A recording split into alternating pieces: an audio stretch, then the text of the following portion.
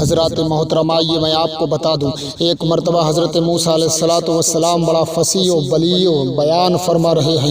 اس بیان میں آپ نے فرمایا کہ مجھ سے بڑا کوئی عالم نہیں ہے۔ پروردگار عالم کو یہ جملہ ناپسند گزرا۔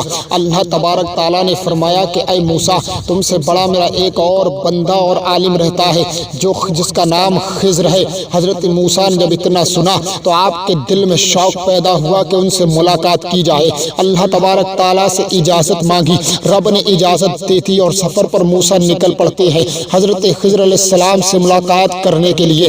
اللہ تبارک تعالیٰ کے فضل و کرم سے حضرت خضر علیہ السلام سے ملاقات ہو جاتی ہے حضرت موسیٰ کی، اور چلنے کے لیے ان کے ساتھ، گھومنے کے لیے، رہنے کے لیے ان کے ساتھ تیار ہو جاتے ہیں۔ حضرت خضر علیہ السلام نے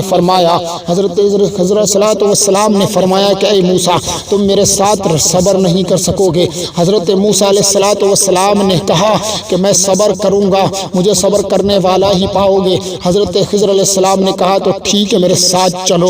چلنے لگتے ہیں۔ جانے کے بعد میں ایک کشتی میں سوار ہوتے ہیں۔ وہ کشتی والا حضرت خضر علیہ السلام کو جانتا تھا، آپ سے پیسے بھی نہ لیے۔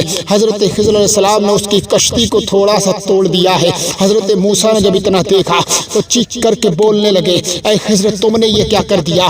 اس بیچارے نے اپنوں سے پیسے بھی نہیں لیے ہیں، تم نے اس کی کشتی کو توڑ کر کے اچھا نہیں کیا ہے۔ حضرت خضر علیہ السلام نے کہا، اے موسیٰ، میں نے تم سے کہا تھا کہ تم صبر نہیں کر سکو گے میرے کاموں کو دیکھ کر کے، اب تم میرے ساتھ میں مت رہو۔ حضرت موسیٰ نے کہا میں اب خاموش رہوں گا۔ اللہ اکبر، پیارے مسلمانوں، آگے بڑھتے ہیں، ایک لڑکے کو قتل کر دیتے ہیں حضرت خضر علیہ السلام۔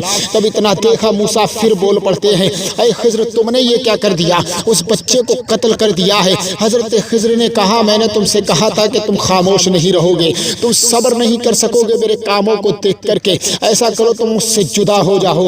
حضرت موسیٰ نے کہا نہیں، اب نہیں کروں گا، اگر اب بولوں تو مجھے جدا کر دینا۔ اللہ اکبر، پیارے مسلمانوں، آگے بڑھتے ہیں۔ ایک بستی میں گزر ہوتا ہے، کھانے پینے کا سامان آپ نے مانگا، اس بستی والوں نے کوئی کھانے کو سامان نہ دیا، کھانا کو منع کر دیا۔ اللہ اکبر، پیارے مسلمانوں، اس بستی میں ایک دیوار گر رہی تھی۔